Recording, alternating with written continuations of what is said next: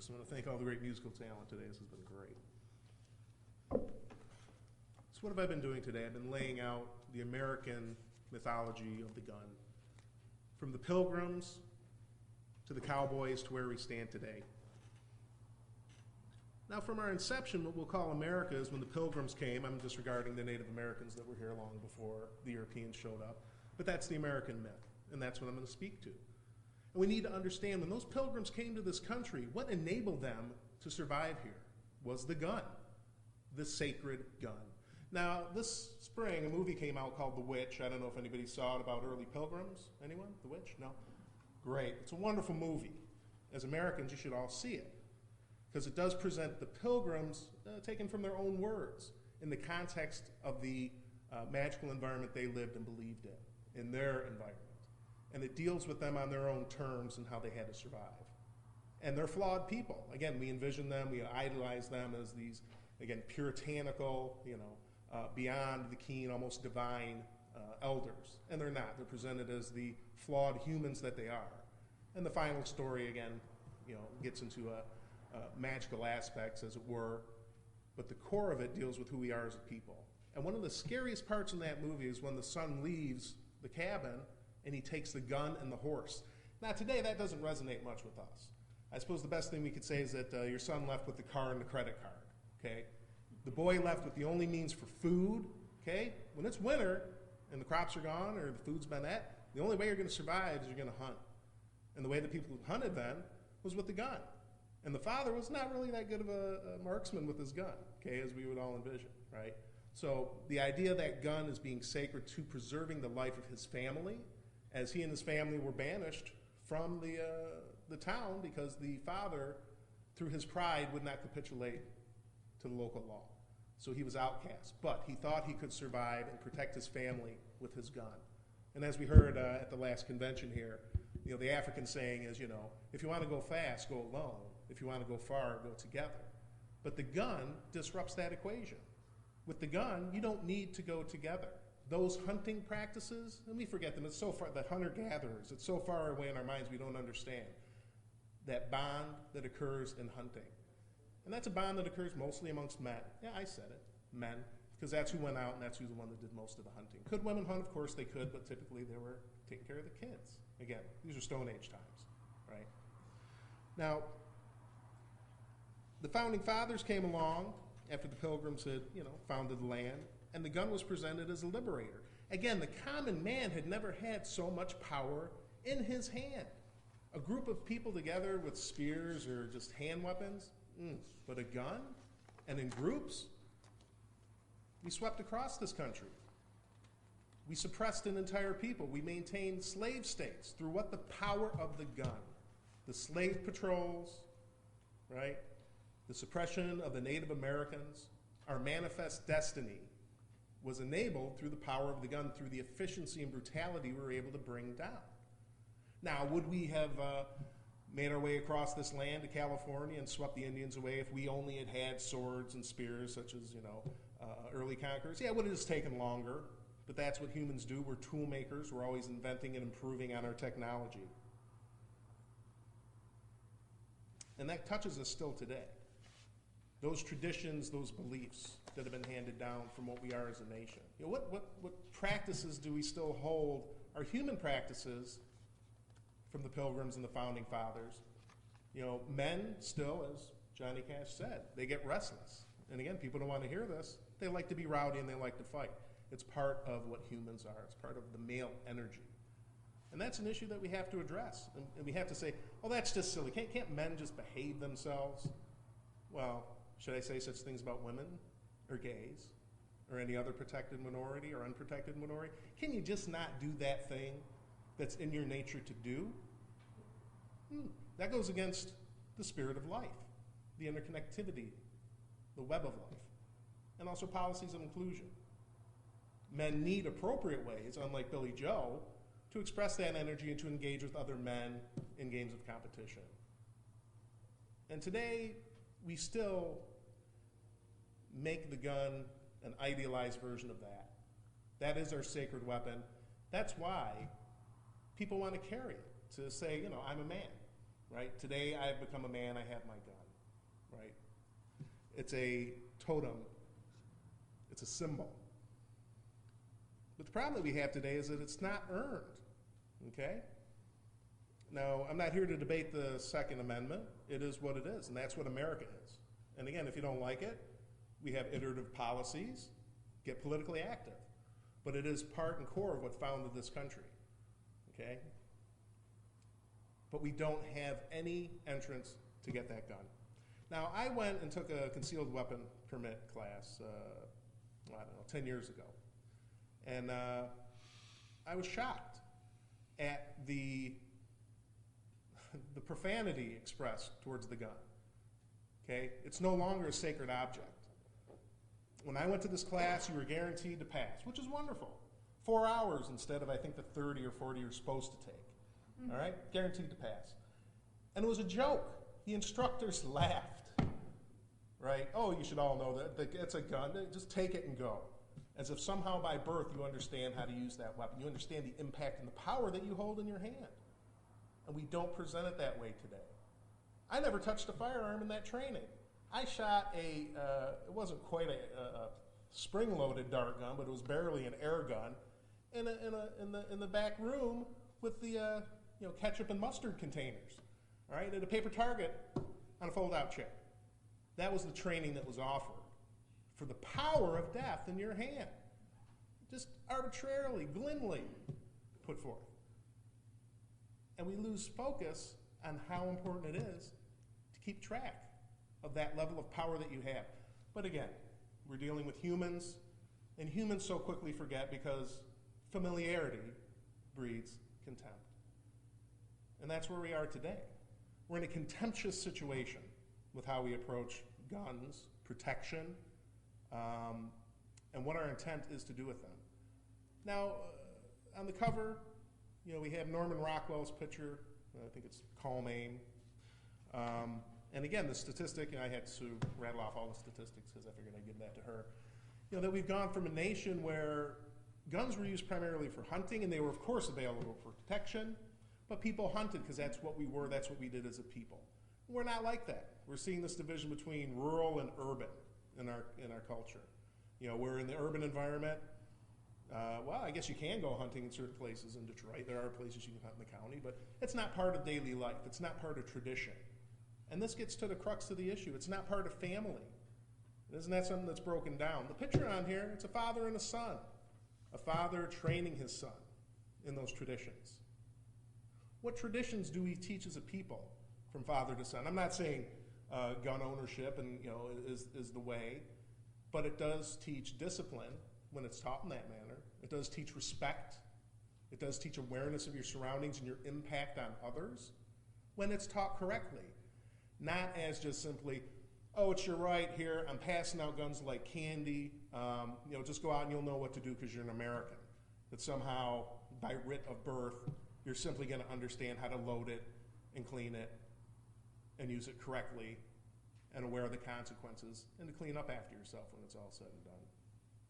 And that's not where we are today. And another, when we talk about the Founding Fathers and the guns and the intent, and we can debate the intent of the Second Amendment and what was meant at the time. The guns that those people had then, that was the high tech for the day, right? And that's just, you had to load the thing, it took a long time to load, the accuracy was limited. And that's fine, but that was also in a different world, in a different space. We need to readdress, where are guns appropriate? I think they're great for hunting. I think they're great for sacred purposes. Do we need something for personal protection? Yes, we do.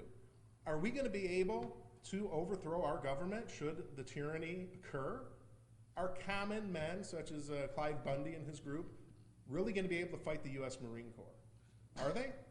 Okay. Are they going to be able to fight the U.S. Air Force? Are we going to be able to hold off the Pentagon with your AR-15s or even your AK-47s? And you believe that in your heart because that's, and I'll say it, that's what men believe as warriors. It's part of the nature that we see in our society. And again, it's something that has to be embraced, is that warrior nature, not just because it's cultural, because it's biological. It's part of evolutionary adaptation. And I'm not here to talk in depth about that, but again, you're dealing with spirit of life, right? If men aren't combative, well, that just disrupts the entire process that we've gone through for the last few million years in our evolutionary progress to bring us to where we are today. So you can't discount that. You can't tie that up. You have to include it. And the other issue that we have in our society is the idea of status and identity. Again, as we saw our culture broken down, you saw it initially in the African American community, the lack of the father in the home, but now it's spread into the lower white classes, the lack of the father. Families are disrupted, families are torn apart, right? And we know that that doesn't lead to good outcomes. And what we see today, what we're seeing, Gallows Humor was joking with Sue about when we had our first worship meeting about this service, saying, oh, well, we'll just try to see what other mass shootings happen between now and then. I think it's 9, okay? Yeah. Okay, and we had another one last night. I think it's a mass shooting because multiple people, I think we're at the correct number, right? What's driving this? What's driving this, again, this contempt for our own society, right? I think of George Zimmerman, okay? And when I think of people like George Zimmerman, it's hard to be sympathetic with George Zimmerman. And Reverend Dini said we should try to be sympathetic with folks like that. And I can see where he's coming from, okay? What's his sense of identity? I don't know what his full background is. Who does? But the idea of the gun, you can buy yourself into a full identity with a gun. You become somebody immediately with a gun. You have an entire society behind you when you buy a gun. You are reinforced. You can go on the internet. You can buy a magazine. You can watch multitudes of movies. It's there. It's part of our gun culture, right? And it's often not the gun culture of, we're here to protect. We're here to, protect the women folk from the Indians or whoever it might be. So we've turned upon ourselves, much like Lady Winchester in her fear and madness, in her attempt to escape the ghosts of the dead. We've run out of room in our house. There's nowhere else to go. And now we're living with the ghosts and the demons, and now they're out amongst us. And these are still humans, and I literally don't mean to demonize them. But what we've released are men who realize that freedom is another word for nothing left to lose. And they're going out, in the blaze of glory. And we're going to see more of this occur, especially in our middle-aged white male population as they become more disenfranchised, they lose their jobs, they can't get another job. And what's the other thing that most people do, especially men, to identify who they are? Is their work. I'm a this, I'm a that. It doesn't even matter really, even if you're a janitor, you're still a janitor. You still have value in your society, and that's the only way we assign value, is the work that you do, the money that you earn. It might be a pittance, but it's better than nothing. And that gets back to what we still deal with today from our antebellum history with slavery, with at least in Jim Crow, you were better than a black man. And we've seen that contract has been broken, right? And we're seeing a lot of anger swell up this political season from a demographic that I believe owns 1 in 3 firearms, or has 2 per 1. I forget how many each one of these guys has, at least 5, that are disenfranchised. The deal's been broken. They've been left behind. They thought they were with the winning team, and the winning team said, no, you're not in our club. And the way you're not in our club is, we're not hiring you, right? You're unemployable. You're unwanted, okay? And what kind of folks like that do we have in our society? On the radio, I just hear this ad where it says, this ad is for hardworking people only, and people that listen to the radio typically listen at work. And if you're not a hardworking person, I want you to turn off this radio. I thought, what kind of advertising is that, right? To tell someone to turn off the radio. And they were pitching it was a bank. It was ad for a bank. But it was interesting. I've never heard that before. If you're not a hardworking person, turn off this radio. You talk about divisiveness, right, for who we are in our society. Now, one of the other issues we have with guns in our society and why we can't seem to move forward was the statistics you heard on their gun manufacturers, all right? These folks are making heavy profits off of a product that marginally delivers on what most of Americans are purchasing them for, which is protection, okay? And we can debate back and forth the usability for protection and scaring off and preventing incidents. Of course, we're prevented by law, I believe, from tracking pretty much any kind of gun statistics to bring this to the table so we can talk about it, right? I'm not here to talk about the poor state of the ATF. That's a separate issue. But I am here to talk about our gun manufacturers, who's, in the most American of predatory, profitable ways, is going to make as much profit as it can off the product that it has while expending as little as possible for investment in its own organization. The gun as it sits today, and this is why people, we need to get rid of all the guns. You can't get rid of all the guns. There are simply too many of them, okay? That's not a solution if you thought it was anyway, okay? There's a great clip of a fella in Manila, the Philippines, where he makes a 9mm gun from nothing but raw steel stock, okay? And he can make one of these guns, I think every 4 days, something like that. From raw material to functioning 9mm, interchangeable with, I think, a Glock. So you can use it with another weapon. So you can't stop the manufacturing. We had a guy, the very first thing they did with the 3D printer was make a gun. Okay, all right, and that just shows, what we are as a species, okay? You can talk about cultures and societies and methods of control. You need to contain the male energy in some way and not leave it in the hands of the free market, which is what we're seeing here. And these guys, man, they got a plan for you. And it's gone from just being a gun. I mean, when I was a kid, the men folk would, get drunk and get their guns out. And, well, they did. And that's why I never got into it after an incident with a shotgun and whiskey. And we'll hear about that in our next song as we get to it. But with the guns that we have available, they've expanded on that. It used to just be a rifle and a case.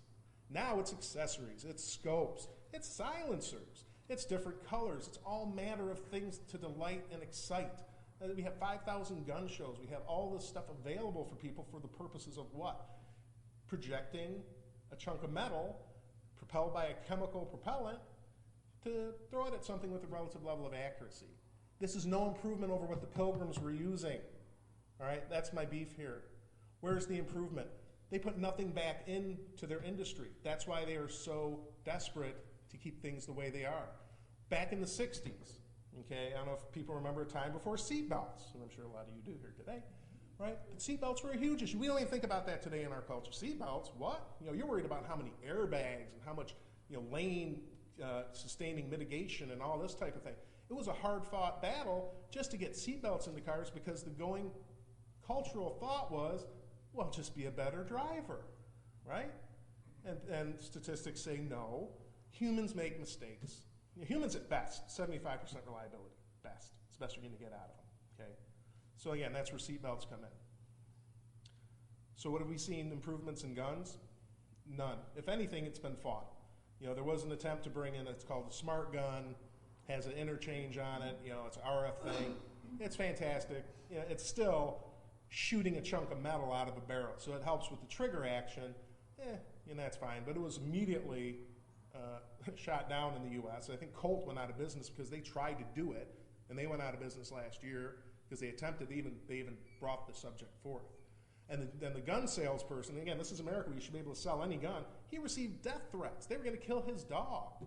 So he did not sell that gun. It was a German-made gun, and he did not bring it to this country. Okay? It was shot down by the gun industry. Why? Because if they have to go back, think of the impact to their profit line. Right now, they're building the same product. And from a business perspective, if I can build the same product with the same machine tooling, that's pure profit. Okay? That is pure profit, right? It's a little bit of overhead, and you're just cranking out nothing new. So that's why I say, where's the improvement? We just had an incident down in Florida where a father was at the shooting range with his sons. This was family tradition, father to son, and he shot his 9mm, and the hot shell casing ricocheted, went into his back, so he reached for it with his right hand instinctually, and while reaching for it, he shot his son, who was standing behind him because he still had his gun in his hand. This is a tragedy. There's no doubt about it. Now we just say in the father he doesn't blame guns because, it's not the gun, it was him. And that's true, it was him. But what can we do to help that man? Where's the continuous improvement? Where's the feedback loop? There is none. Are the folks, over at, the gun manufacturers looking at how can we prevent that from happening, you know? In the car industries, Ford, Chevy, you know, Honda, they're going to say, oh, we're going to take that. What are we going to do to prevent that from happening so that we can make that a positive outcome? And I don't see that happening in our gun manufacturers. They have no interest in improving on their product because they have a captive audience. So beyond the gunpowder, well, people get to keep their guns. That's law. That's in the Constitution. So we can't deal with those folks. Who we can deal with are the police. We have a lot of issues with deadly force. You had a shocking incident in Florida where a therapist who happened to be black was working with an autistic man who was white. Doesn't really matter. He was autistic and crazy. And those two police that came up on that scene, they were frightened after all the shootings. They're human.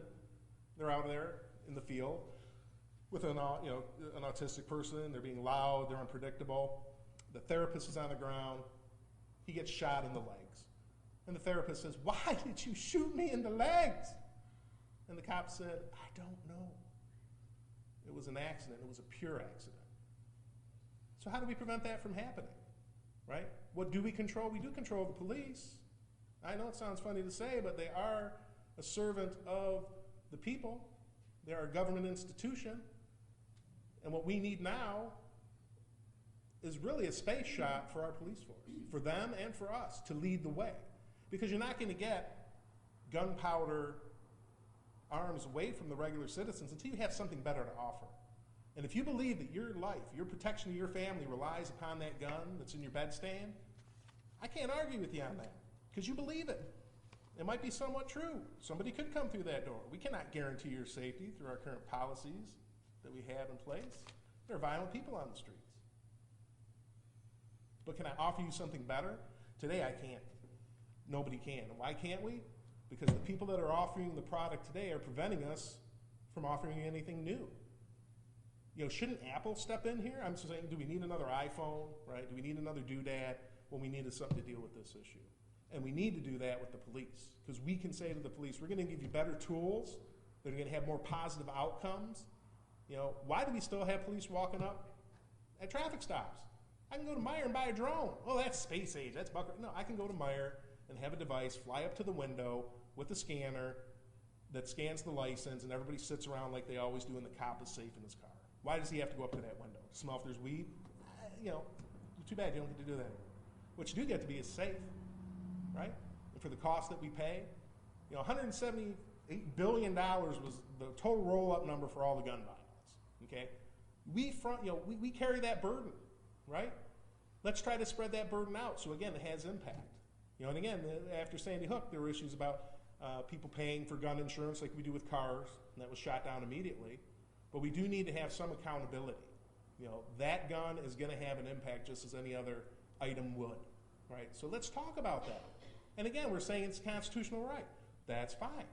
You know, you didn't like the Affordable Care Act, well, you like the Affordable Gun Act, okay?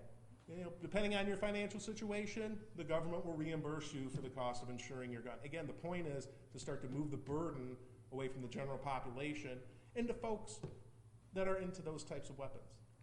And again, to those folks, the responsible gun owners, the folks that go out, act responsibly, much like we say about the Muslims, the responsible Muslims. You need to talk to the radical folks. You need to not empower the radical wing, okay? You need to push responsibility, okay? Tradition, dedication, not the current glut that we have simply because we can do it, which seems to be the most American thing that we have today. And again, the issues with poverty that drive the crime and the dangerous streets that the police themselves are afraid to walk down, and the isolation, the increasing isolation of the individual in our society. As families are broken apart, millennials are not marrying. What do you think we're going to be in 20 years when we don't even have folks marrying? Again, especially men, single, loose men with no female influence for their entire adult lives.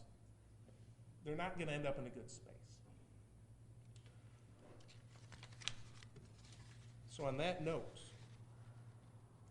please join me in welcoming Vern and Leonard Skinner, the reddest of the redneck bands, and their song about how easy access to guns by people who are not responsible and trained with them can have tragic outcomes. All right? And that's Leonard Skinner who acknowledged that, not me. Thank you.